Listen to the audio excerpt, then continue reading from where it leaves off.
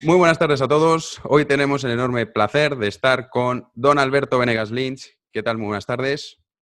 ¿Qué tal? ¿Cómo estás, Jano? Un gran gusto de hablar contigo. Y completó 2 doctorados, es autor de 27 libros, nada menos, y es miembro de las Academias Nacionales de Ciencias Económicas y de Ciencias de Argentina. Y también contamos con don Antonio Escotado, exfuncionario. ¿Qué tal, Antonio? Hola, buenas tardes. Pues si les parece, vamos a empezar, vamos a tocar muchos temas, no es una entrevista al uso, va a ser más bien una charla. Lo que estábamos comentando justo antes de empezar a hablar, que era esa intención que tenía el gobierno español de eliminar el dinero en efectivo, que bueno, el Banco Central Europeo le ha dicho que de momento no está permitido, pero ya vamos viendo cómo esta nueva normalidad post-pandemia, aunque no haya acabado, pero bueno, se supone que vamos a recuperar, va un poco enfocada a eliminar por completo el dinero en efectivo y de esa forma fiscalizarnos por completo. ¿Qué pensáis vosotros de esta medida? Bueno, primero de todo quiero decir que esa presentación, Antonio... Me la ha pedido él. Sí, todo lo que la están escuchando se deben haber reído porque Antonio ha publicado una cantidad inmensa de libros y su triada sobre los enemigos del comercio Bárbara. Tal vez haya sido uno de los puntales más extraordinarios de los tiempos modernos, ¿no?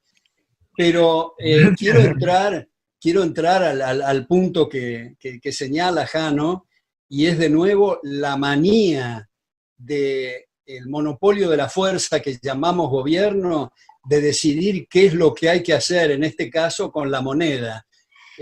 Dicen que hay que eliminar el efectivo para poder bancalizarse, lo cual quiere decir que el Leviatán va a tener más control sobre nosotros. Lo que en realidad hay que eliminar es la banca central, que es una institución nefasta y, como muchas veces he tratado de señalar, cualquiera sea la decisión que tomen los banqueros centrales, por más honestos y por más capaces que sean, va a ser expandir el dinero, contraerlo o dejar igual la masa monetaria, lo cual va a estar afectando siempre los precios relativos. En otros términos, como diríamos los argentinos, la banca central nunca puede dejar de meter la pata, siempre se va a equivocar, en cualquier circunstancia.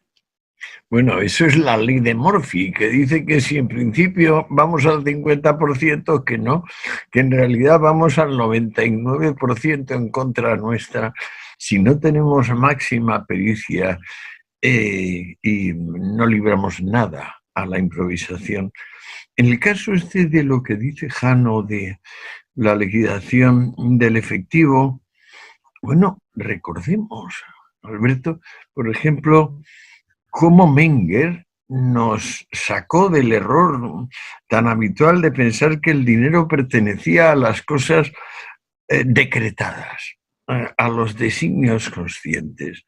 Y nos dijo que va, es función de una cierta densidad del intercambio de bienes y servicios en ciertos puntos, y entonces espontáneamente surge. Luego también sabemos que el rey de Lidia fue el primero que hizo acuñaciones redondas, que luego Solón, el gran estadista ateniense, se dio cuenta de que eran denominaciones demasiado altas y que convenía hacer una monetización de cantidades discretas, y tuvo un inmenso éxito. O sea, eso fue prácticamente el lanzamiento económico, a mi juicio, de Atenas, porque tenía aquellas minas en Laurium relativamente cerca de plata que la apoyaban. Pues bueno, ahora vienen esta pandilla de analfabetos malintencionados, que lo mismo te explican un parricidio y un uxoricidio, es decir, el asesinato del cónyuge por violencia machista, olvidando la inmensa y absoluta responsabilidad individual que corresponde a cada persona, y naturalmente se quedan sin término para describir cuando quien mata al cónyuge o a los hijos es la señora, cosa que sucede no infrecuentemente desde la famosa Medea de la mitología griega. Entonces, claro, a mí todo el sistema actual español me parece como repasar una película de Drácula con maquillaje de comedia musical. Bueno, fíjate que el punto que sacas, Antonio, de Karl Menger, Sí. me parece trascendental, porque Karl Menger dio en ese libro Principios de Economía Política, dio el puntapié inicial para mostrar que el dinero no se diferencia en estos contextos de otras mercancías que podemos elegir. Por eso cuando la gente pregunta, bueno, pero si dejamos liberado al mercado, a las relaciones interindividuales, ¿qué moneda se va a elegir? Como tú empezaste a contar recién, en Persia eran las sedas, el ganado en Grecia, en la Virginia colonial el tabaco, después el oro y la plata. No sabemos si va a ser una canasta de mercancías, si va a ser el platino. Es la gente que va a elegir. Y cuando se dice, bueno, pero ¿qué cantidad de moneda tiene que haber? Es lo mismo que preguntarse qué cantidad de zanahorias tiene que haber, o de pollos, o de lechuga. Es la misma pregunta. Entonces, yo creo que este premio Nobel en Economía, que los dos, tú y yo, Antonio, admiramos tanto, Hayek, ha publicado en el año 76 este libro, a veces mal traducido en nuestra lengua, que se llama La privatización del dinero, The Denationalization of Money, donde señala, hemos tardado siglos y siglos para darnos cuenta del horror de unir la religión con el Estado, esperemos que no se tarden otros siglos para darnos cuenta que igual que el lobo feroz, tener el Banco Central es para explotarnos mejor. Sí, bueno, yo, Alberto, lo que pasa es que de buenas a primeras la liquidación de la banca central, que me parece a medio y largo plazo inexcusable, de buenas a primeras puede al público en general, que no está informado de las instituciones económicas, por ejemplo, ni siquiera está informado del trascendental cambio que fue pasar del metálico al papel moneda, es decir, al dinero de confianza. Si le decimos ahora de buenas a primeras a personas que no saben nada de nada en la materia, que el problema es la banca central, me temo que las desorientamos en buena medida al público en general. ¿A ti qué te parece? Yo creo que lo mismo que decía Hayek, cuando alguien le discutía y le decía, bueno, pero no se puede dar libertad de golpe porque la gente se va a confundir, Hayek decía, eso es lo mismo que decirle a la gente que no puede entrar a un natatorio antes de que sepa nadar. Jamás en la vida va a nadar. Yo creo que a lo mejor, Antonio, me parece que subestimamos a la gente de que pueda arreglárselas y darse cuenta con mucho mayor rapidez de la que suponemos que los papeles pintados que tienen patrón aire no sirven para nada y que tradicionalmente el papel moneda era un recibo por mercancía depositada, oro, plata o lo que fuera. Así empezaron interés. Perdóname, ¿Perdón? Alberto, pagaba interés. La primera emisión aquella de 6 millones de libras pagó interés. Si no recuerdo mal, un 4 o un 6%. Y fue el primer lanzamiento, lo hizo el Banco de Inglaterra, pero acuérdate que los principales inversores eran banqueros holandeses que se habían mudado poco antes a Londres. Y hay el maravilloso ese libro de Inquiry into the Principles of Paper Money o algo así, que claro, pues es fascinante. No, Juan, estoy de acuerdo en que, por supuesto, para nadar hay que tirarse al agua. Eso completamente. Pero me refiero concretamente en esta conversación que estamos teniendo ahora, pensando en el público que tenemos ahora.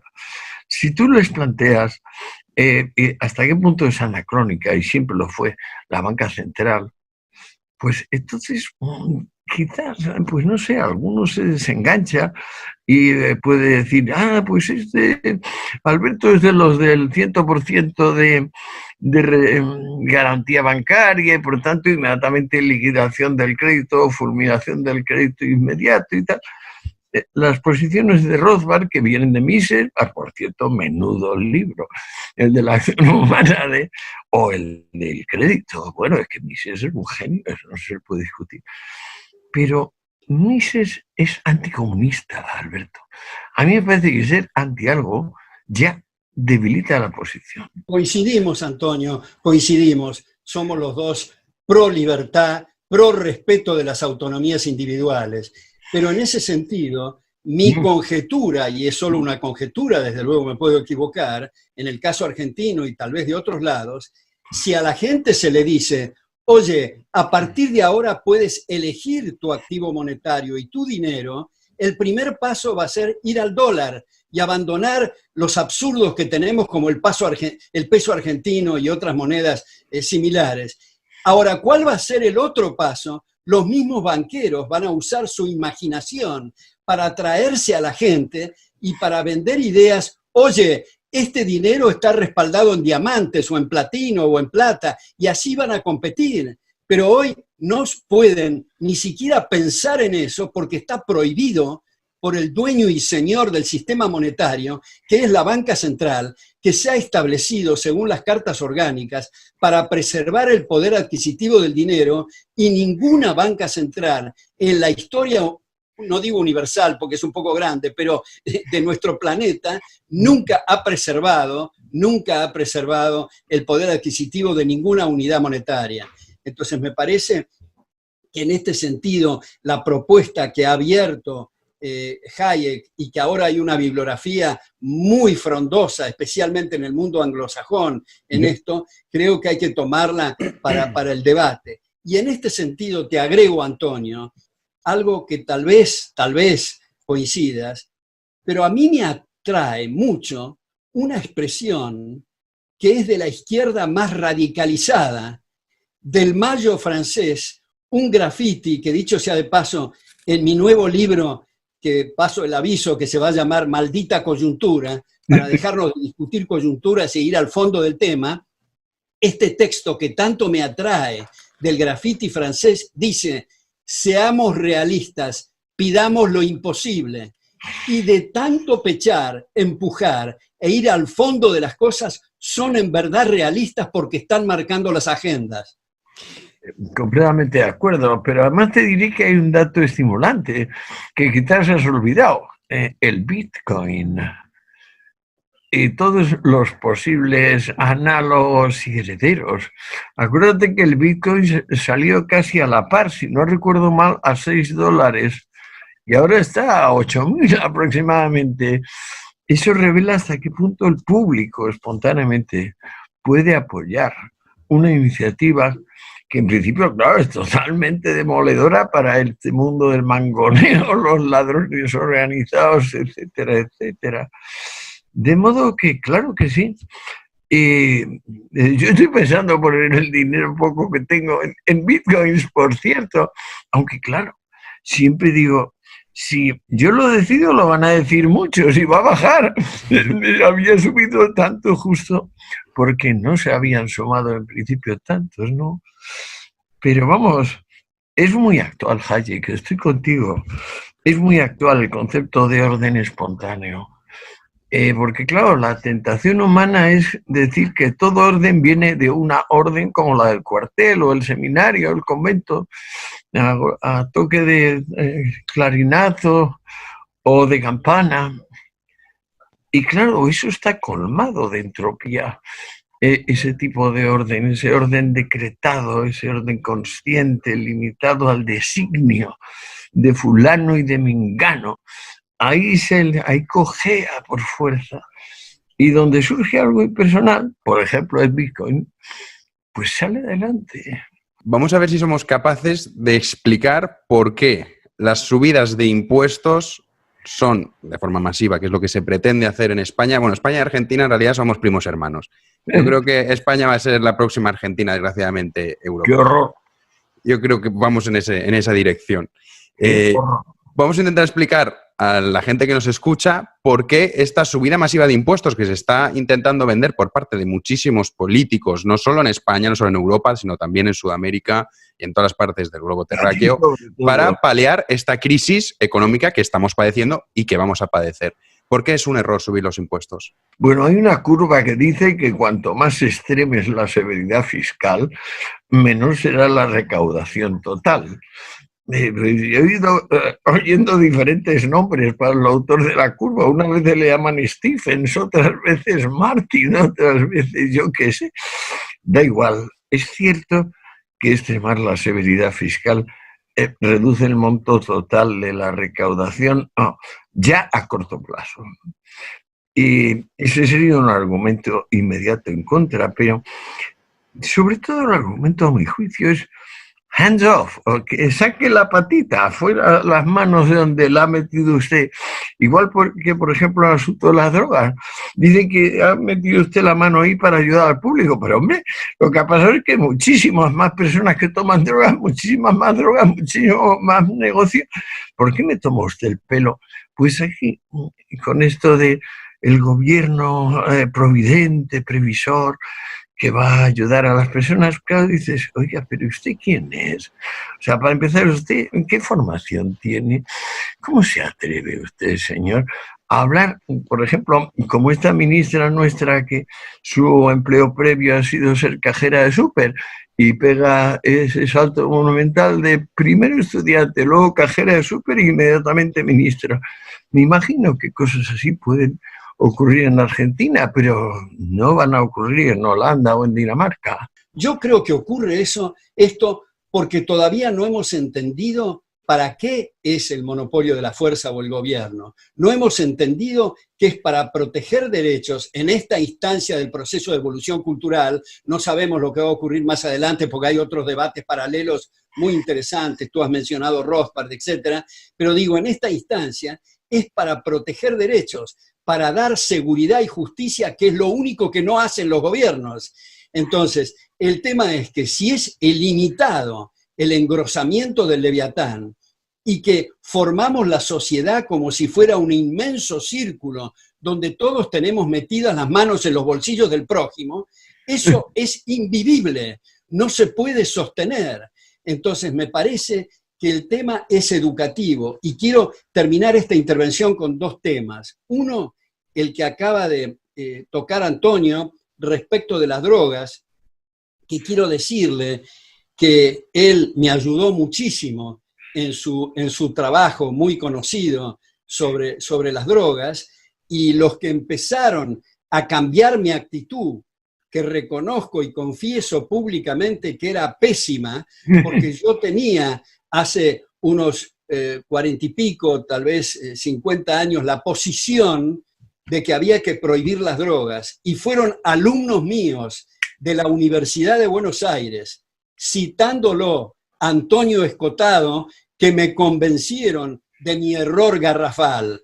Ahora, habiendo dicho eso, le pregunto a Antonio, ¿no crees tú que nosotros los liberales deberíamos de hacer un examen de conciencia y una autocrítica en el sentido de, en vez de estar diciendo ¿por qué diablos la gente no entiende lo que estoy diciendo?, tal vez deberíamos de pensar, hablo en primera persona, tal vez yo debería de pensar, ¿por qué soy tan inepto para pasar el mensaje? Y como somos más benévolos con nosotros mismos que con el prójimo, así vamos a hacer mejor los deberes, así vamos a escribir mejor el próximo libro, el próximo ensayo, artículo o dar mejor la clase. Completamente de acuerdo, Alberto, completamente de acuerdo. Y bueno, como creemos, yo lo creo y tú lo crees, que vamos a ser capaces, tengamos el tiempo que tengamos. Pues claro, estamos básicamente felices. A mí me gustaría destacar que los filósofos son siempre hombres felices. Es decir, que desde que se despiertan hasta que se acuestan son felices. Sócrates, que era pequeñito, feo, sin recursos económicos, era tan entusiasta, su alegría desbordaba tanto que era casi tan fuerte como su ironía. Y lo mismo se puede decir de Spinoza o de Hegel. O sea, el saber está íntimamente ligado con el contento. Y el contento viene de que el destino humano es saber. Igual que la jirafa, lo que tiene su ventaja evolutiva es la longitud del cuello, nuestra ventaja evolutiva es el entendimiento. Y entonces el que no ejercite el entendimiento pues está traicionando a la especie. Y también, de paso, saboteando sus posibilidades de ser un ser alegre. Es decir, de emplear el tiempo de una forma no aburrida y productiva.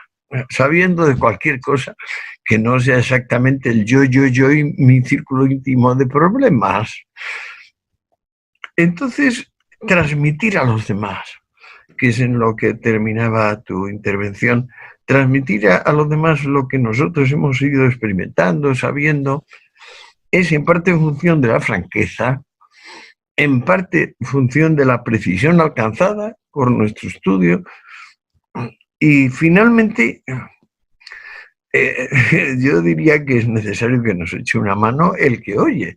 Es decir, que hay una maduración efectiva del receptor del mensaje, pero yo lo noto. Es decir, a mí los medios, por ejemplo, de mi país, me tenían silenciado de esa historia general de las drogas. De alguna manera, bueno, pues existía, seguía escribiendo libros, pero no existía.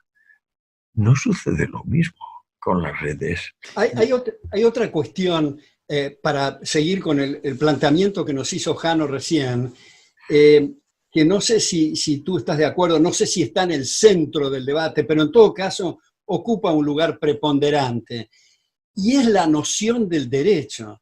Si yo tengo, y esto no te lo digo a ti porque no te estoy diciendo ninguna cosa nueva, lo digo para lo que eventualmente puedan oír. No, es fundamental lo que dices. Claro, es que esta gente... Grabación, Perdón, para los que puedan oír esta grabación, digo, si yo gano 1.000 en el mercado, hay la obligación universal de respetarme los 1.000.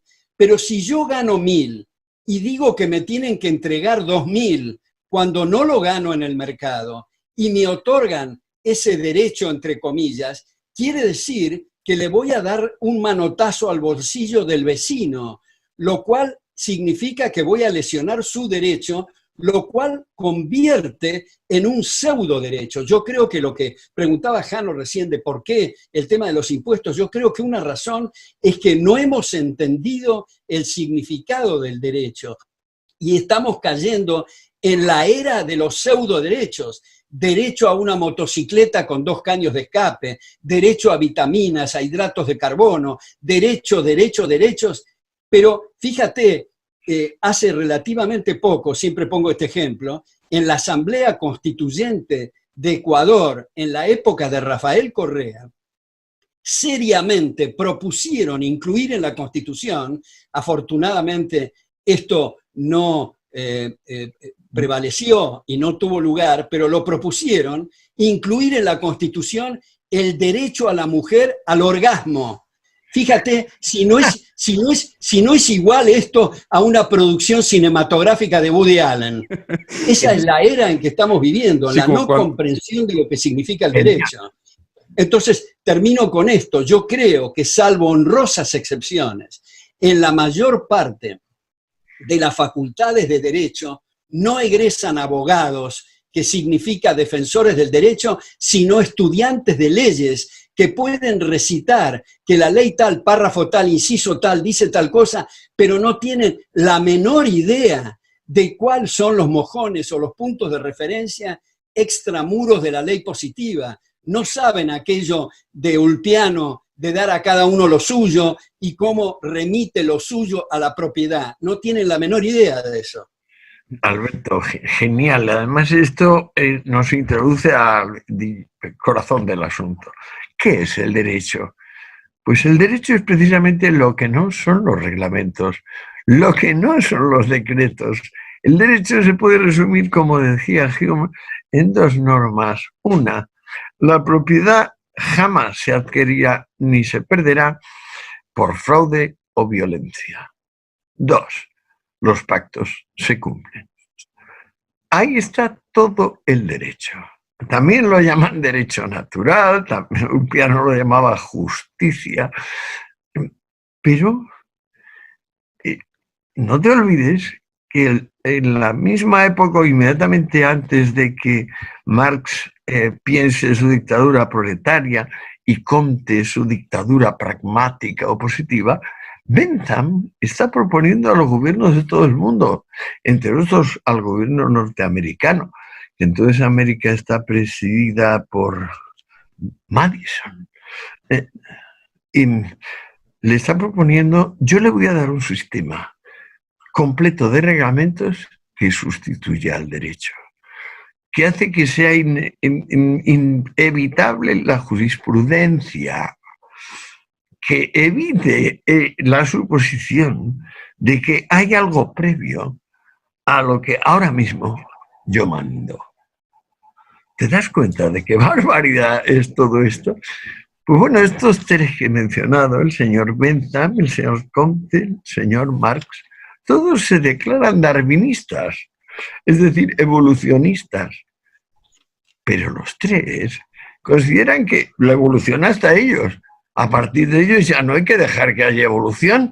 Es decir, no vamos a seguir permitiendo que pequeñas ventajas individuales acaben condicionando el universo. No, no, no. A partir de ellos ya se acabó la evolución y viene la dictadura de lo más eficaz. Y claro, lo más eficaz aquí es que no haya derecho, que haya reglamentos. Bueno, hay que luchar a muerte contra esto. Ahora, ya que lo has mencionado a Marx, quisiera sacarme una duda, que nada mejor que disiparla contigo, Antonio, y es la siguiente. He visto que hay algunos autores que a través del tiempo tienen la siguiente conjetura sobre la honestidad intelectual de Marx, y es esto. A partir de cuando Marx escribió su primer tomo del Capital, en 1867, según nos cuenta Engels, 20 años después de la muerte de Marx y 30 años después de ese primer tomo, nos cuenta Engels que Marx ya tenía redactados los tomos segundo y tercero, pero a pesar de tener 49 años y de ser un escritor muy prolífico, nunca más publicó nada, salvo el programa Gotha y algo de la Comuna de París secundario, a partir de que Carl Menger, que tú mencionaste en 1871, produjo esta teoría del valor que dio por tierra con toda la tesis marxista. ¿Tú dirías que es consecuencia de honestidad intelectual de Marx, aunque algunos dicen que para ser del todo honesto hubiera reconocido abiertamente su error, no simplemente quedarse callado? Pero tú ves que hay la posibilidad de esa conjetura que quedó muy impactado con esta teoría del valor, o no lo ves como una conjetura plausible? No, lo veo exactamente como lo dices tú. Es decir, fue quizá el único acto de honestidad intelectual que hizo en su vida, porque era acostumbraba decir que Gladstone había dicho eso cuando había dicho otra cosa, que Adam Smith había escrito eso cuando había escrito otra cosa. Él no respetaba nada. Pero en este caso se dio cuenta de que él se había comprometido de alguna manera en el tomo 1 a cuantificar la plusvalía. E incluso le había hecho aquella especie de conato de álgebra del capital, ¿te acuerdas? Con un par de quebrados y tal. Y yo en mi tomo 2 de los enemigos, claro, intento entrar un poquito más en detalle de eso y digo, no, pero es que aquí lo que no hay asomo de que sea una magnitud discreta. Es decir, que estamos hablando de magnitudes discretas dentro de esa algebrita que se hace, que tiene como 4 términos, pero concretamente plusvalía que él pone M. Mervert, pues que no es cuantificable, no lo ha sido y no lo es. De modo que él se dio cuenta, o bien leyendo a Menger, o bien leyendo a Walras, o bien leyendo a este inglés, el que hizo el libro... Jevons. Exacto. Se dio cuenta de que eso le metía en camisa de 11 varas. Y como siempre fue un poco vago para cosas distintas de la sátira, del comentario vitriólico, que es lo que se le daba bien, porque es una especie de Aristófanes o Rabelais de los tipos modernos, a mi juicio, Karl Marx. Entonces lo dejó por eso. De modo que fue un rasgo de pequeña honestidad intelectual. La verdadera honestidad intelectual habría sido decir, mire usted, esto de la álgebra que yo he propuesto en el tomo 1, esto resulta que sí, que estoy utilizando magnitudes discretas aquí, pero esta M no lo es. Y una cosa que ha introducido Alberto antes, hablando sobre el mensaje liberal, por qué no triunfa y que deberíamos autocriticarnos, ¿creéis que no está un poco relacionado también con aspectos sociales y, digamos, la conducta social según el país en el que vivas? Porque, por ejemplo, un ejemplo muy claro, Suiza. En Suiza hicieron un referéndum hace unos años para aumentar los días de vacaciones y votaron en contra. Sin embargo, todo ese mismo referéndum, si lo trasladásemos a España o Argentina, me temo que el resultado sería cuanto menos diferente. Entonces, ¿no cree que a lo mejor está relacionado también con la cultura que tenga la población en aspectos económicos para que el mensaje liberal triunfe o no? Definitivamente, definitivamente, pero otra vez creo que en lugar de proceder como perros histéricos moviéndonos en círculos para mordernos la cola con temas coyunturales, debatiendo largamente si el costo de la vida aumentó el 3.2 o el 3.6 o ese tipo de cosas, me parece que temas como los que hemos tocado con Antonio esta noche, temas de fondo que corren el eje del debate, que abren horizontes, me parece que van a ser decisivos para la cultura, porque estoy seguro que Antonio tiene la misma experiencia. Es extraordinario cuando uno tiene la oportunidad de estar un semestre o un año frente a alumnos o alumnas que nos digan, esto me cambió la vida, me hizo ver otro horizonte. Eso no tiene precio. Es un impacto fenomenal que recibe quien está dando clases. Lo que pasa es que si los alumnos y las alumnas no tienen la oportunidad de escuchar otra campana y están con su cuadernito un semestre, 2 semestres, 6 años, oyendo las mismas cosas anacrónicas, para no decir cavernarias, desde luego que lo que va a salir de ahí va a ser algo bastante peligroso para la sociedad y para cada uno de los individuos, ¿no? Bueno, yo creo que además, uno, hay que tomar en cuenta que Suiza es un maravilloso pionero, porque siendo una gente salvaje, Julio César, por ejemplo, dice, la única ventaja de estos enanitos, porque ellos, los helvéticos, eran la única tribu germánica bajita, según César, es que nunca dan la espalda. Y es mucho más difícil matar a un hombre de frente que cuando te da la espalda. Comentario de la Guerra de las Galias de César. Pues bueno, resulta que los helvéticos desde 1200 y pico tienen el juramento aquel donde ya está in nuce, en germen, la democracia, donde ya dicen no vamos a pagar protección. Porque es que la base de esto es te vendo protección, el tema gangsteril, que bueno, nos reímos en el caso de Capone, pero que es exactamente igual con Carlomagno, es decir, aquí no hay variante. El pacto este de dar al Estado el monopolio de la violencia depende de que el Estado sea efectivamente un ser impersonal, mutable y que refleje el parecer de las gentes, de la mayoría de las gentes. En el momento en que esto no se observe, ya no tenemos por qué obedecer al Estado como titular, único titular de la violencia legítima. Pues bueno, Suiza es un ejemplo maravilloso, pero yo me tiré un año de sabático en Tailandia y comprobé que, por ejemplo, el determinismo este sencillo que te dice, bueno, es que ahí donde puedes vivir simplemente recogiendo cocos y de las frutas y con una redecita al pescado, pues claro, no hay estímulo. ¿Y qué pasa con Singapur? Singapur era una ciénaga mortífera donde reinaba la malaria como en ningún punto de toda Asia. Y ahí está, con la cuarta, quinta renta per cápita del mundo. Sigue siendo bárbaro en muchos aspectos Singapur, por ejemplo, en materia de drogas, en materia de sexo, pero a pesar de todo, demuestra que el espíritu no depende de condiciones ambientales y, sin embargo, sí depende de tradición.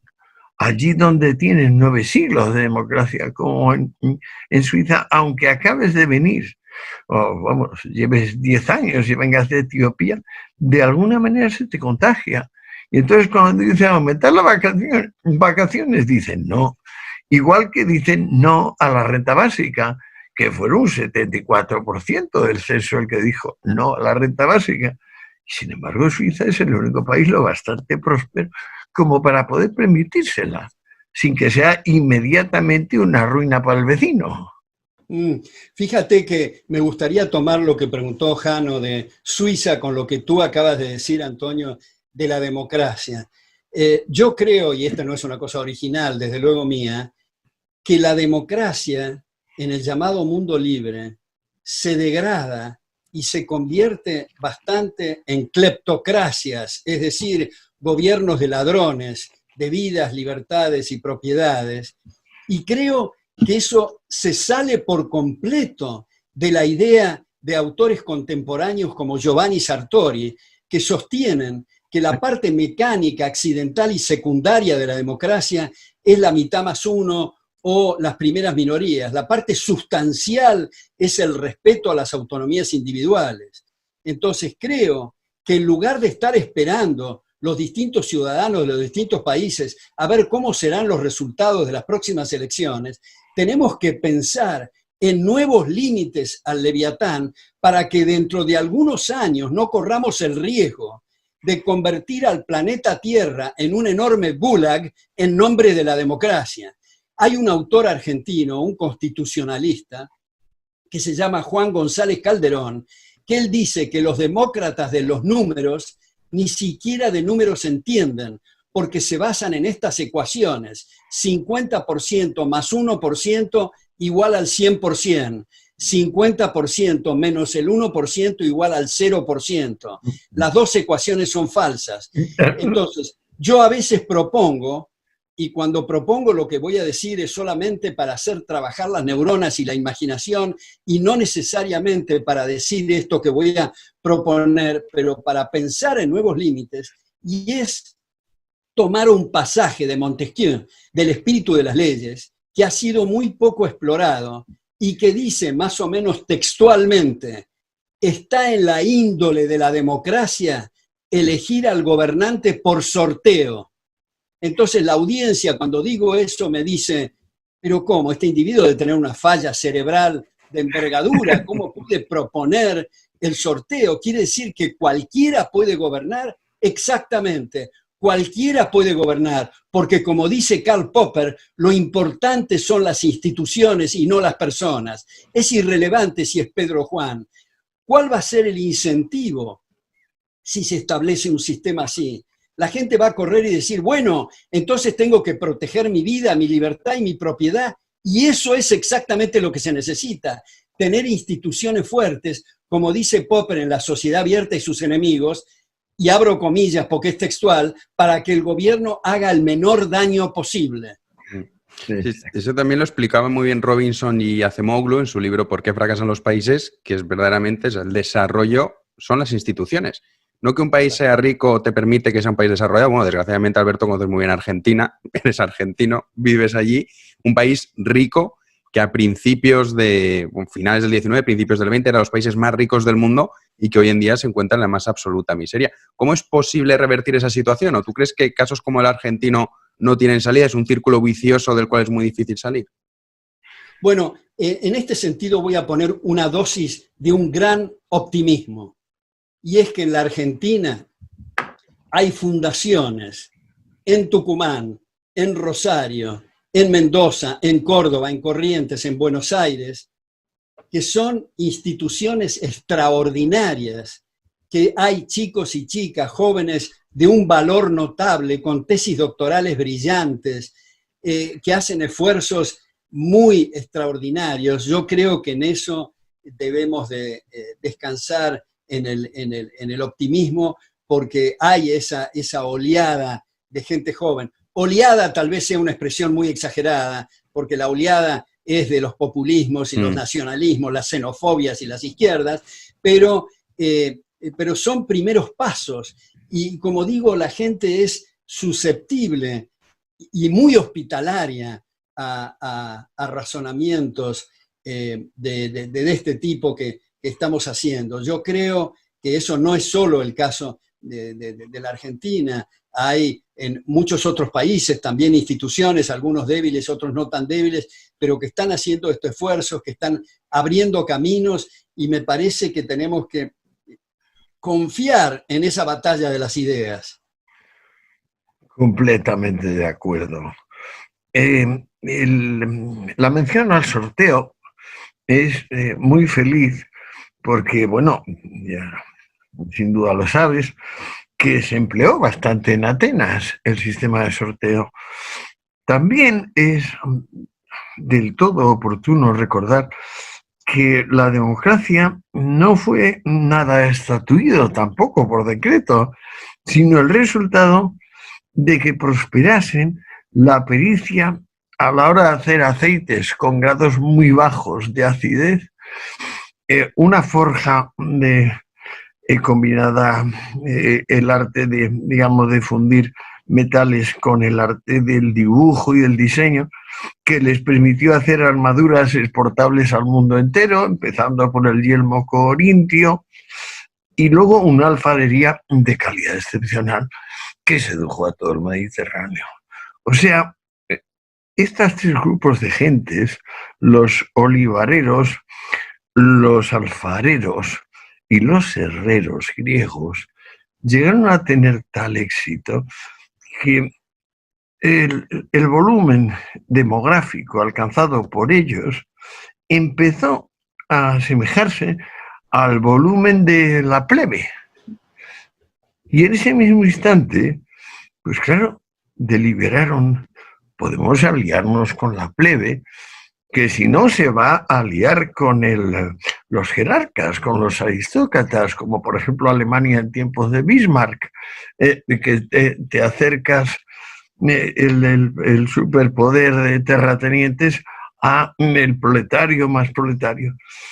Y entonces la democracia ateniense es el pacto que hace una clase media emergente, a mi juicio, como no se había visto, por lo menos en ese área, yo me atrevería a decir que en el mundo entero. Es decir, los primeros profesionales. Porque trabajadores, laborers, como dicen los ingleses, ha habido siempre, pero profesionales, a la hora de hacer aceite, a la hora de hacer yelmos, a la hora de hacer vasijas, no. Y yo lo veo esto muy ligado con lo que nos queda de Solón, lo que nos queda de Hesíodo. Son, a mi juicio, dos de los hombres más sabios que ha tenido la historia universal, cuya obsesión es, por Dios, que siga siendo honrado y cada vez más el trabajo independiente del hombre con amor propio. El hombre con amor propio que trabaje tiene tanto o mucho más mérito que el guerrero, que el pontífice, que el rey. Esta es la parte de la sociedad que nos interesa que crezca, porque al estar en medio está cubierto de los extremos, porque evidentemente no se puede negar que si uno pertenece al extremo de la pobreza, parte de la abyección, de la degradación que corresponde al no tener, pues se contagia al alma. Y no solo eres pobre material, eres pobre espiritual. Igual pasa con el amo, la aristócrata. En principio es muy noble ser el primero y haber llegado ahí desafiando al otro y diciendo, si tú no pliegas, luchamos a muerte. Sí, pero luego la molicie, la pereza, el hecho mismo de tener a otro trabajando para ti, te debilita y acaba prevaleciendo. Claro, porque eso que decimos del sorteo también fue aplicado en distintas áreas, instancias gubernamentales en la República de Florencia y en la República de Venecia. Ahora, sin necesidad de ir al sorteo en el Ejecutivo, hay otras propuestas que son interesantes. Por ejemplo, este jurista Bruno Leoni sugiere muy enfáticamente que en el Poder Judicial se abra por completo la posibilidad de arbitrajes privados, sin ninguna condición de ninguna naturaleza, a los efectos de abrir el proceso del common law inglés y del common law en la República Romana antes del Imperio, de tomar el derecho como un proceso de descubrimiento y no de ingeniería social y de diseño. Y por otra parte, últimamente se han hecho propuestas para imitar en el poder legislativo lo que ocurre en algunos estados en Estados Unidos, como Texas, Nevada, South Dakota, en fin, donde el legislador es part-time, es tiempo parcial. Después de cierto tiempo deja de legislar y se dedica a sus cuestiones personales, justamente para limitar el ímpetu legislativo, porque hay incluso en la Argentina y seguramente en España también algunas críticas a algunos legisladores que dicen que son unos vagos porque no presentan ningún proyecto de ley. Pues bendito sea que no presenten un proyecto de ley si el problema es que estamos inundados de la ley, igual que con la moneda que hablábamos antes, la inflación de la ley implica el deterioro del valor de la ley. Ahora, respecto de lo que decías de los guerreros y los trabajos independientes, se me ocurre agregar que, como decía Herbert Spencer, y entre nosotros el gran Juan Bautista Alberdi, en lugar de tener en las plazas monumentos de militares y de políticos que son los que han puesto palos en la rueda al tema, habría que poner los monumentos a empresarios que son los que nos permiten tener aeronavegación, transportes, comunicaciones, computadoras, anteojos, medicamentos, alimentos, etc.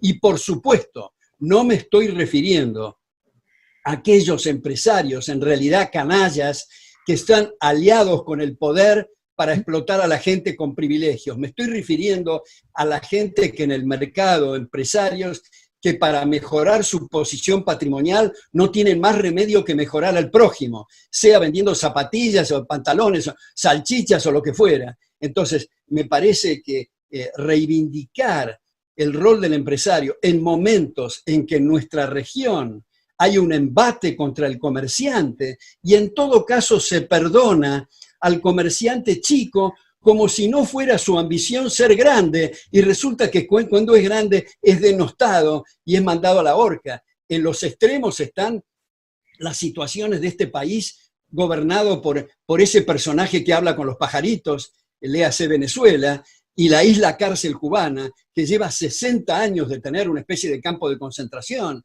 Me parece cosas indignas, y el segundero pasa rápido, se nos pasa la vida, y esto es necesario transformarlo especialmente para la gente más necesitada, que paradójicamente, desde el Papa para abajo, todos están haciendo recetas que implica el hundir gente en la pobreza. Totalmente, totalmente. Y una cosa que me parece que hemos tocado varios temas, el tema de las instituciones, pero yo quiero un poco volver al tema, digamos, cultural, porque a mí es lo que me preocupa y me tiene obsesionado enormemente, porque yo creo que la educación, pero entendamos educación no tener un título universitario, sino educación a la hora de estar formado en términos económicos y sociales, hacen que, por ejemplo, comentabas el tema de la pobreza y sacabas el tema del Papa. Lo que ocurre aquí en España, que supongo que a Alberto también le ocurrirá en Argentina, aquí se insulta mucho a Mancio Ortega, ¿no? Le dicen que es un explotador, que va a Camboya o que va a países que están en vías de desarrollo para aprovecharse. Cuando en realidad esto lo explica muy bien Ragnar Narksi en su libro, cómo se puede permitir que esa gente, los camboyanos, hace 25 años se morían de hambre, literalmente, y han triplicado su renta per cápita en los últimos 20 años. ¿Cómo es posible que todavía haya gente, sobre todo en España y en Argentina, que no entiendan que sin grandes empresas y que si no funcionan las empresas privadas, es imposible que en el ámbito público tú puedas tener un buen servicio? Porque no estamos diciendo que lo público debe desaparecer, pero si tú no tienes un sector privado fuerte empresarial, ¿cómo vas a conseguir que funcione bien el sistema público? ¿Cómo puede ser que la gente esto no lo comprenda en el siglo XXI? Bueno, yo creo que es consecuencia de lo que tú dijiste al comienzo, Jano, que es el tema de la educación. Y yo creo que acá viene otro tema de fondo para debatir, y es la vaca sagrada de nuestro tiempo, que son los ministerios de Educación y Cultura.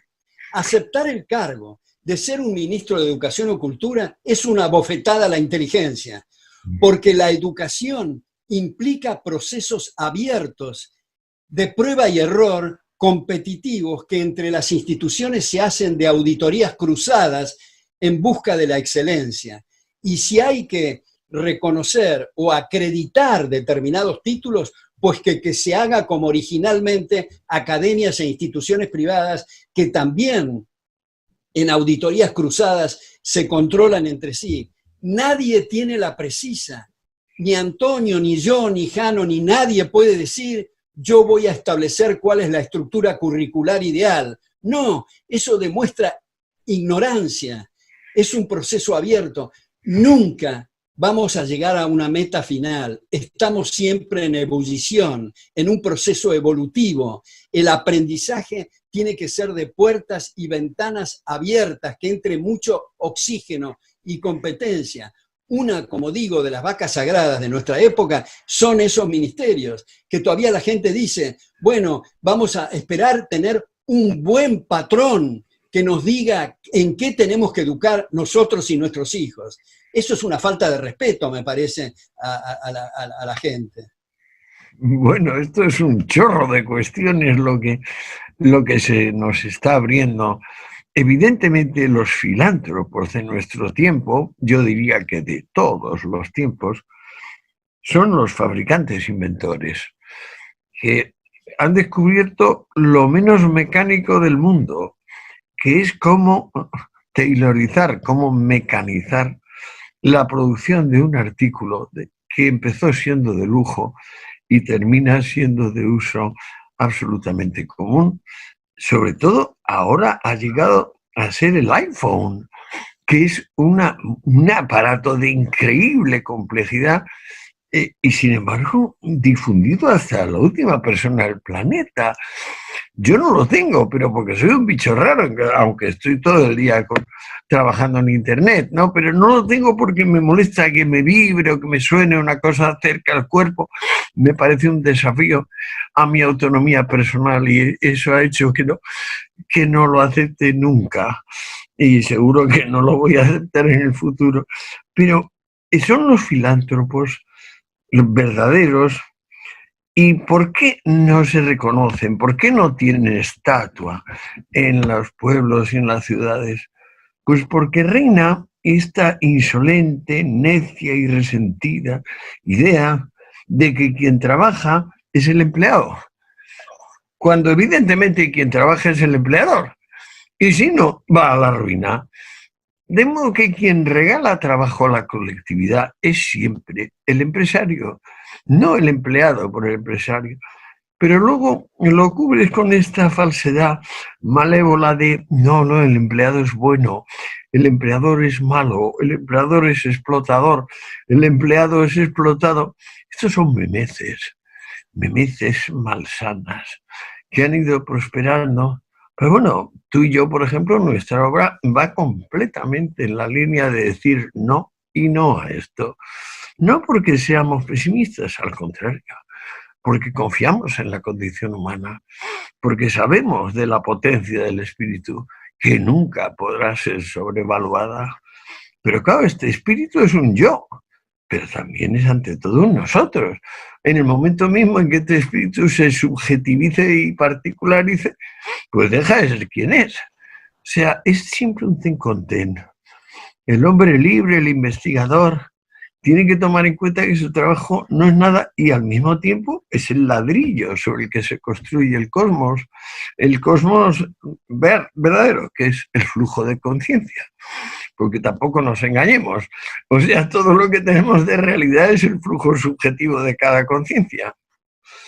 Sí, yo celebro, Antonio, que yo no soy el único bicho raro, somos dos que no usamos el iPhone. ¡Qué maravilla! Yo soy muy criticado por mis alumnos, por mis amigos y por mi familia, incluso de no usar esos aparatos. No los uso. Tampoco estoy en Facebook, a pesar de que aparezco como una cosa que dice que no es oficial, porque francamente no quiero aparecer en cualquier momento desnudo bañándome, quiero preservar mi intimidad. Apenas he logrado entrar en Twitter, que te confieso que estoy muy entretenido con los debates en Twitter, que le tenía cierta alergia y ahora estoy en eso. Pero tomo lo que tú dices, que incluso la gente menos sospechada y de mejor buena voluntad habla de la clase trabajadora. Esa expresión implica adherir de facto a la teoría de la explotación marxista. Sí. Como tú dices, como si el empresario no fuera un trabajador. Todos los que trabajan son trabajadores, es una tautología, una redundancia bastante grotesca, por cierto. Y también en este contexto yo agrego que te confieso, Antonio, que a mí la expresión clase media, clase alta, clase baja, no me resulta, porque eso tiene una genealogía otra vez de Marx, que tenía razón en lo que decía, aunque partía de una premisa equivocada. Y el silogismo era que es de una clase distinta de persona el proletario respecto del burgués, porque tenían hilos argumentales y razonamientos distintos en el polilogismo. Nunca ningún marxista explicó en qué consiste la diferencia con la lógica aristotélica, y el propio Hitler, después de hacer una serie de disquisiciones inauditas sobre la clasificación de lo que él denominaba razas, al final tuvo que reconocer y decir y adherir a la tesis marxista de decir, en el fondo es un problema mental. Por eso en los campos de concentración estos criminales tenían que tatuar y rapar a sus víctimas para distinguirlas de sus victimarios, porque no hay ninguna forma de hablar de ese estereotipo e invento absurdo que es la raza, puesto que todos venimos de África. A mí me causa gracia cuando en Estados Unidos los de piel oscura se dicen algunos afroamericanos. Bueno, yo soy afroargentino, que todos venimos de África. El color de la piel y los rasgos físicos son una consecuencia de haber estado ubicados en distintos lugares geográficos. Nada más, nada menos que eso. No, todos compartimos 4 grupos sanguíneos, toda la humanidad. No hay tal cosa como raza. Entonces, me parece que clase baja me parece una cosa repugnante, clase alta me parece una cosa frívola, y clase media me parece un esperpento. Yo creo que, ¿qué es lo que se quiere decir cuando se habla de clase? Bueno, ingresos distintos. Bueno, pues señor, digamos eso, ingresos altos, medios y bajos, pero no hablemos de clase. Bueno, pero es que a mí ahí me tocas una cosa que probablemente te consta que he estudiado a fondo, que es el concepto de clase en Marx. El clase solo tiene sentido si consideramos que lo previo a las clases son las castas, y que con las castas lo que impera es la ley de la cuna. Allí donde naciste, allí mueres. Y si eres de alta cuna, pues te van a tratar de una forma, y si eres de baja cuna, pues te van a tratar de la otra. El gran progreso de las clases sociales es que las castas son inmóviles y las clases son proverbialmente móviles. Y tremenda deshonestidad intelectual de Marx le lleva a llamar clase lo que llamamos y llamaremos casta. Es decir, él considera que la clase no es móvil, y para empezar que él y Engels no son la demostración de la movilidad, es decir, de cómo una persona perteneciente a la burguesía o a la pequeña burguesía se puede desclasar y proletarizar como ellos dos y convertirse en delegados de la masa laboral. De modo que esto es una incoherencia malintencionada de Marx, que él mismo paga, diciendo en 1848 que el mundo se divide en 2 grandes clases, la burguesía y el proletariado, y luego admitiendo en el capítulo 52 final del tomo 3 del Capital, todo esto compuesto por Engels, que si vamos a tenernos a los ingresos como fundamento de las clases sociales, en vez de haber 2, hay miriadas, textualmente. Lo separan 19 años, un texto del otro. Pero claro, la incoherencia es manifiesta. O sea, no pueden ser 2 y al mismo tiempo miriadas. Pero es típico de este hombre hacer estas cosas.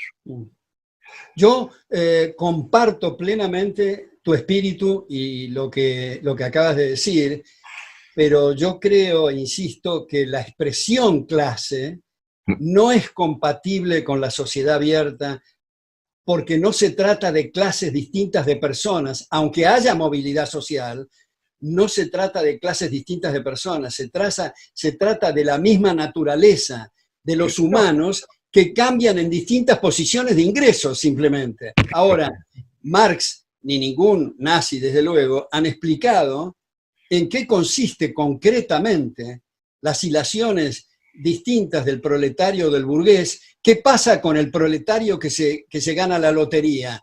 ¿Qué pasa en su mente? ¿Cómo razona? ¿Qué pasa con el hijo de un proletario y una burgués? ¿Cómo es sus hilaciones lógicas? ¿Qué pasa con un burgués que se funde, digamos? Me parece que esto demuestra el polilogismo, que es una enorme incoherencia. Me parece que si nos queremos referir a los ingresos, es mejor decir eso, ingresos medios, altos, bajos, porque por más que haya movilidad social y hay estas cosas que se han introducido en nuestra época, como el impuesto progresivo, es uno de los hachazos más fenomenales a la gente más necesitada, porque el impuesto progresivo precisamente bloquea la suba y la baja en la pirámide patrimonial, primero. Segundo, es un castigo a la eficiencia. Decimos que tenemos que ser eficientes, que hay que producir, pues resulta que si alguien es eficiente recibe más que proporcionales palos fiscales. Y es distinto el impuesto proporcional, porque ya se sabe que el 10% de 1.000.000 es más que el 10% de 1.000, pero progresivo, es decir, que progresa la tasa. Por eso es que en Estados Unidos requirió una reforma constitucional en el año 1913, para introducir el impuesto progresivo. Por eso es que Alberdi en la Argentina se oponía al impuesto progresivo, y por eso es que Marx adhiere tan fervientemente al impuesto progresivo en el manifiesto comunista que tú mencionaste de Marx y Engels en 1848. Es uno de los puntos. Es curioso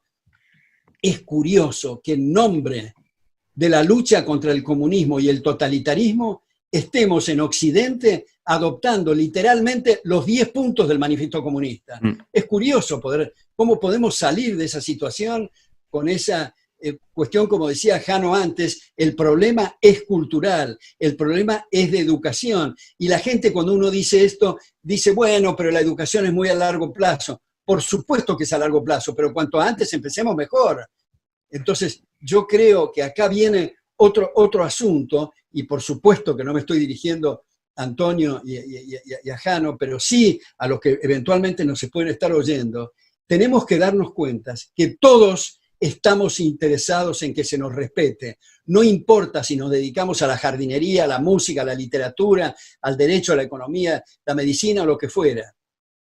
Por lo tanto, todos tenemos, cada uno, y digo cada uno, como les dije a ustedes en un mail, siguiendo a Borges decía que cada uno es una realidad, mientras que todos es una abstracción. Así que todos, cada uno, quiero decir, tenemos que dedicarnos a contribuir a que se nos respete, poner nuestro granito de arena. Literalmente a la noche, antes de acostarnos, tenemos que preguntar, ¿qué hice hoy para que se me respete? Si la respuesta es nada, estas son las consecuencias, lo que estamos viviendo. Cierto, cierto. Ahora, cuando hablamos de clases, es con la rémora de Marx. O sea, serían mucho más adecuados otros términos, porque la esencia del fenómeno es que una sociedad coagulada o inmóvil se moviliza, y entonces empieza la suerte y el mérito a tener resultados, cuando antes los tenía, pero sistemáticamente eran recortados, y la persona que de orden inferior, que por alguna circunstancia parecía que llegaba al orden superior, era ejecutada y punto, y no hay problema. Y así pasó más de medio milenio. Entonces, siguiendo el pie forzado de Marx, no solo polisémico o alógico, sino malintencionado, hablamos de clases. Pero como en realidad lo que tenemos es movilidad social, que es lo que no había antes, ¿cuál es la forma perfecta de impedir la movilidad social? El impuesto progresivo sobre la renta. ¿Estamos de acuerdo? Pero acuérdate que en el año 13 se aprobó el impuesto porque la Secretaría del Tesoro había informado que sería imposible instituir la ley seca perdiendo aproximadamente 1/3 de la recaudación pública, y que la única forma de compensar el 1/3 de la recaudación pública que venía del impuesto sobre vinos, alcoholes y cervezas era pues el impuesto sobre la renta. la solución suiza, si no recuerdo mal, es una banda de fluctuación del impuesto del IRPF que llamamos aquí, como del 17 al 30%. O corrígeme si estoy equivocado. No tengo esa información, Antonio, pero creo que lo ideal desde el punto de vista fiscal es la proporcionalidad, no la progresividad, de ninguna tasa progresiva. Creo que debería de ser proporcional, el mínimo impuesto posible, lo más simple posible, porque hoy día muy poca gente es la que sabe cuántos impuestos tiene que pagar. Tiene que caer en las fauces de esa profesión que se llaman los expertos fiscales, que en realidad en un sistema civilizado deberían dedicarse a actividades útiles. Sí, sí, desde luego. Yo, por ejemplo, no sé lo que me toca este año a pagar y tengo que decidirlo en 7 días, que es lo que me queda para hacer la declaración. Bueno, tú tienes el problema que vendes, tú tienes el problema que vendes muchos libros. Y tanto. No, pero además es un pseudo problema, como puedes imaginar, pero sí que es un problema, porque el libro que escribes y vendes mucho, has tardado 20 años en hacerlo. Y entonces no te lo distribuyen en 20 años para nada. O sea, te van liquidando en función de lo que consideran. No, cuando hablé de Suiza, no es tanto porque esté de acuerdo con el 17, el 30 o lo que sea, sino porque me gusta una banda muy estrecha. Yo suprimiría la banda, desde luego, y haría, si acaso, por necesidades del erario público, en función de las obras comunes que hay que hacer, pues bueno, sí, un impuesto personal, en vez de un impuesto indirecto. Pero mantenerlo en una oscilación del 10%, como me parece el caso suizo, es como el mal menor, ¿no?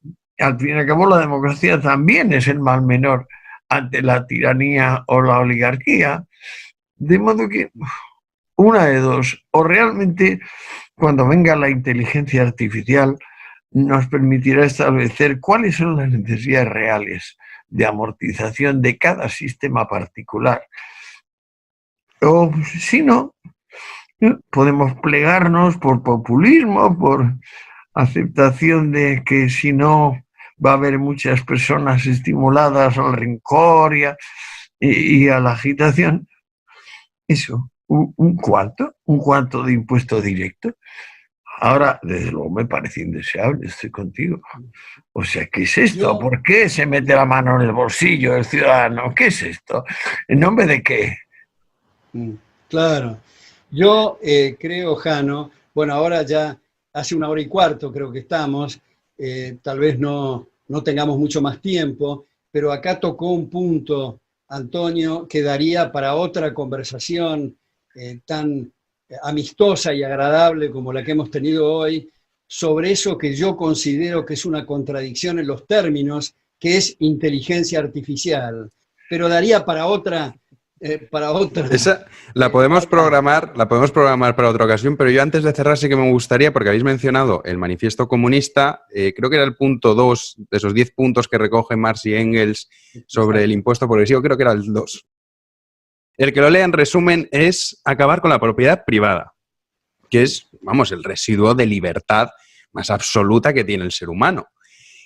Nosotros estamos viendo, y esta pandemia ha servido para muchos gobiernos, para ver hasta qué punto el ciudadano es obediente y acepta sin rechistar las imposiciones con distintas excusas, ya sea la salud o ya sea en términos económicos, o de ayuda al prójimo o de ayuda al más debilitado, ¿no? Haciendo y salvando las distancias. ¿Creéis que estamos repitiendo la historia o que se parece mucho lo que estamos viendo ahora a ese periodo de entreguerras en el cual esos totalitarismos, ese Estado omnipresente triunfó en Europa y en casi todas partes del mundo? Bueno, efectivamente es el punto segundo del manifiesto comunista, que dice literalmente un gran impuesto progresivo, el punto segundo, para destruir el sistema que Marx bautizó como capitalismo. Y sin embargo, muchos de las llamadas sociedad abierta o de Occidente lo adoptan como una conquista social o como algo sumamente atractivo. otra de las características que tiene el impuesto progresivo es que altera las posiciones patrimoniales relativas. O sea, cuando tú y yo vamos al supermercado, compramos más del bien A, menos del B, del C, estamos estableciendo posiciones patrimoniales relativas. Pues cuando salimos del supermercado, el gobierno nos dice, vamos a redistribuir ingresos, establecer un impuesto progresivo, lo cual quiere decir contradecir todo lo que votamos hace 5 minutos en el supermercado. ¿Y qué importa votar en un sentido distinto? Importa que los recursos son escasos, que no crecen en los árboles, que no hay de todos para todos todo el tiempo, y por lo tanto despilfarro y derroche implica consumo de capital, y consumo de capital implica baja de salarios en términos reales. O sea, para hacerla corta, es igual el impuesto progresivo a pobreza.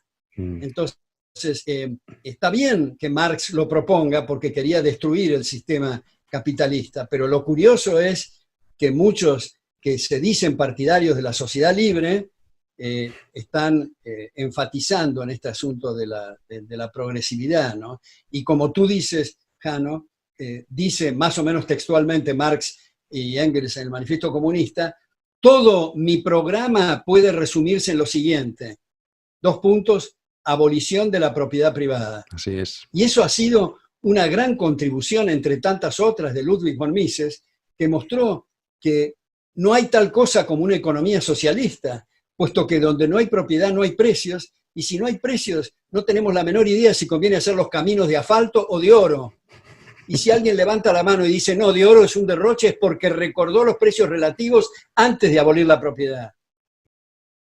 Completamente. Es que la tesis de abolir la propiedad privada le viene a Marx de ese muñón de libro que se llama Introducción o Análisis o Crítica de la Filosofía del Derecho de Hegel.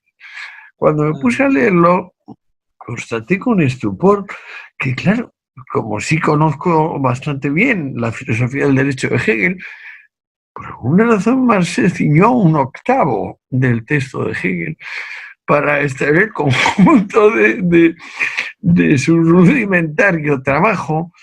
Y entonces, claro, supuso que toda la evolución de la humanidad habría sido justamente concentrar capital, crear riqueza.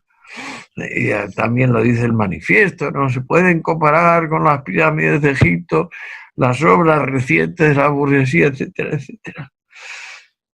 Pero claro, es mala fe, mala voluntad y torpeza identificar eso con la propiedad privada.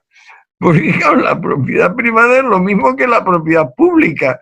Cada vez que se nacionaliza algo, en la práctica lo único que se hace es que se pone en manos del, digamos, mesías de turno, se pone en sus manos particulares, en los caudales ajenos, así, directamente. Es una cosa tan grotesca como que los trillones de neuronas que están actuando pues con millones de personas que intercambian cosas, de repente no, tiene que pararse y escuchar lo que mande el mesías.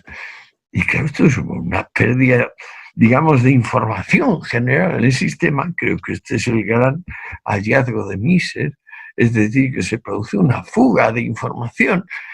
Y en general, el resultado es que tú te propones acabar con la pobreza a través del sistema que con más seguridad va a generarla.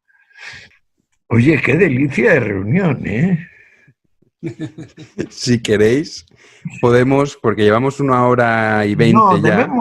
Paremos, Jano, pero prometámonos hacer otra hora. Es que a Alberto no le conozco y estoy deseando conocerle, y como no lo puedo conocer físicamente, pues bueno, es un mal menor. Es un mal menor. Ha sido Antonio, un gran privilegio intercambiar ideas con una persona de tu estatura intelectual, y le agradezco mucho a Jano la coordinación de esto y su eficiencia para programarlo, y de nuevo le pido, como le dije, a través de nuestros mensajes epistolares, que esto lo ponga, además de lo que él quiera hacer, que lo ponga bajo mi nombre en YouTube, a los efectos de que lo pueda utilizar yo para otros grupos desde el punto de vista didáctico y también recuerda el manejo del volumen que tú vas a poder Sí, hacer con y eso, con tu eso lo apaño, tecnología. sin Pero ningún les problema. mando un gran abrazo a los dos y les agradezco mucho esta reunión. Y yo, y yo a ti, Jano, y a Alberto, por supuesto. Yo creo que podemos terminar, aunque sea una arrogancia, diciendo guerrilla de la concordia. De la concordia. Sí, va a hacer falta, desde luego. Pues muchísimas gracias. Yo de verdad que es un absoluto placer estar como en las universidades, cuando uno va de oyente. Pues bueno, esto es una clase magistral. Espero que los espectadores también lo hayan disfrutado y prometemos en una futura ocasión volver a hacer esta reunión. Un placer, muchas gracias, Antonio. Muchísimas gracias, Alberto. Así que bueno, alguna vez nos vamos a ver desde el punto de vista presencial, pero mientras nos vemos por la vía cibernética, que espero se repita. Genial, Alberto, genial. Pues muchísimas gracias a los dos. Ha sido un placer y prometemos una nueva entrega. Hasta luego. Hasta luego.